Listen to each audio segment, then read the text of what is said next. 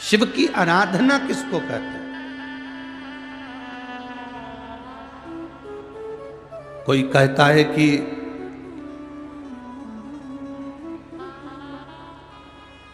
क्यों भटक रहे हो, क्यों जा रहे हो यहां वहां। हम कहते हैं तुम भटको भी मत, कहीं मत जाओ। तुम्हारे घर के नजदीक में जो शंकर का शिवालय हो, तुम्हारे घर के नजदीक में जो शंकर का मंदिर हो, शिव मंदिर हो, शिवालय हो, उस शिवालय में जाकर एक लोटा जल प्रतिदिन चढ़ाना प्रारंभ करो।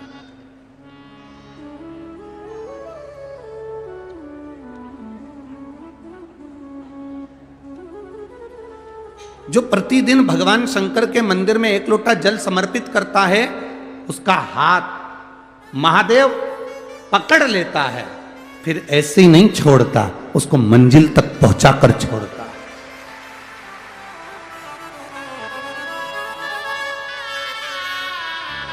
वो ऐसे ही नहीं छूट सकता।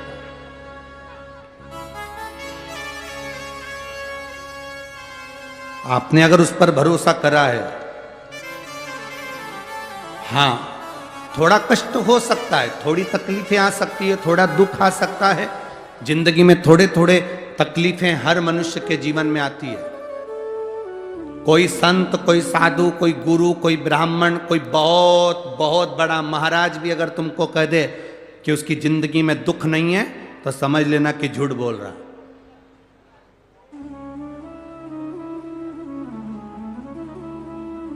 मेरे राम जी महाराज भी इस पृथ्वी पर जन्मे तो उनकी जिंदगी में भी दुख आया।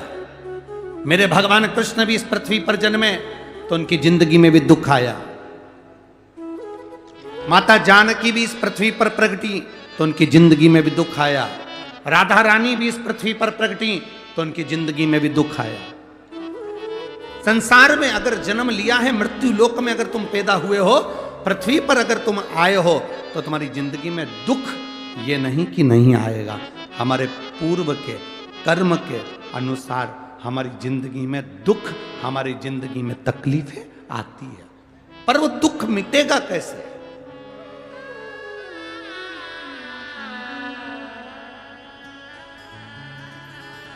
राम जी का दुख कैसे मिटा था?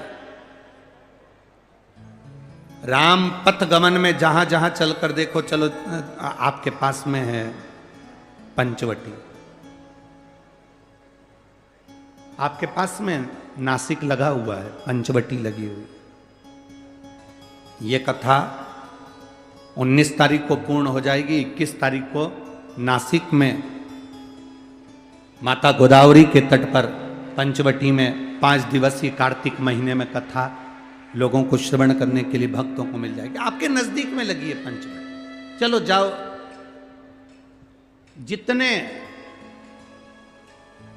राम जी महाराज अयोध्या से लंका तक गए, उसके बीच में जितने राम जी के मंदिर नहीं है, उससे अधिक शंकर जी के मंदिर हैं। उसका कारण केवल एक है, राम जी जहां रुकते थे वहां शंकर भगवान के शिवलिंग की स्थापना करते थे, पूजन करते थे, और वहां से फिर आगे बढ़ते थे, फिर आगे बढ़ते थे, फिर आगे बढ़ते थे। बिना शंकर की आराधना के, बिना शंकर भगवान को एक लोटा जल चढ़ाए बिना मेरे राम जी महाराज आगे बढ़ते ही नहीं थे। भगवान कृष्ण के जीवन का चरित्र उठाकर देखो, मेरे ठाकुर जी का नियम था, एक लोटा जल चढ़ाए बिना कृष्ण आगे बढ़ते नहीं थे। श्री दशरथ जी महाराज के जीवन चरित्र को उठाकर देखिए, सूर्य नारायण भगवान को जल और शंकर भगवान को जल चढ़ाए बिना दशरथ जी महाराज आगे बढ़ते नहीं थे। श्री जनक जी महाराज के चरित्र को उठाकर देखिए, एक लोटा जल चढ़ाए बिना जनक जी महाराज अपनी सभा में नहीं जाते थे।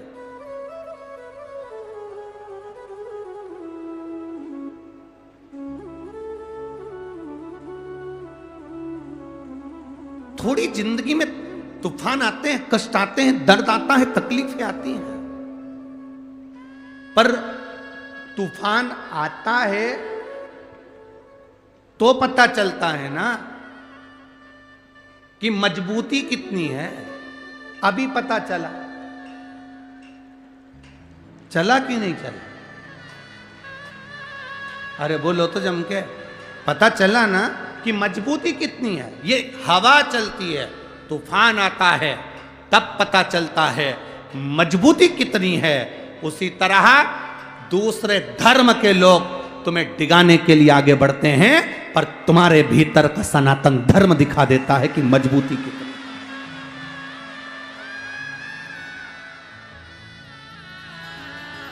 छत्रपति शिवाजी महाराज,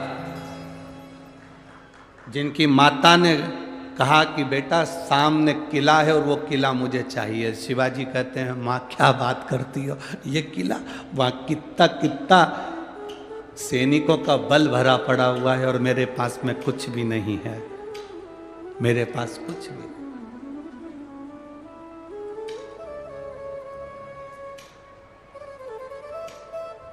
जीजाबाई के शब्द जब श्रवण किए,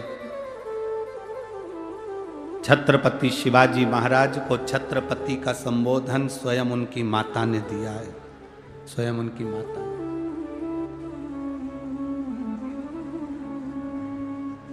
कह दिया जीजाबाई, सामने जो किला है वो मेरा है, तुझे मालूम है? हाँ मां, मैंने सुना है, ये किला अपना है, फिर कब्जा दूसरे का है। छत्रपति शिवाजी ने कहा बहुत भारी सेना है उसके पास में, बहुत बल है उसके पास में, सेना प्रबल है उसके पास में, मेरे पास इतनी सेना नहीं है। मां ने कह दिया शिवाजी तेरे बस की बात नहीं है, मैं खुद जाऊंगी और किला लेकर आऊंगी। स्वयं शिवाजी ने सुना कि मां स्वयं किला लेने के लिए जा रही है,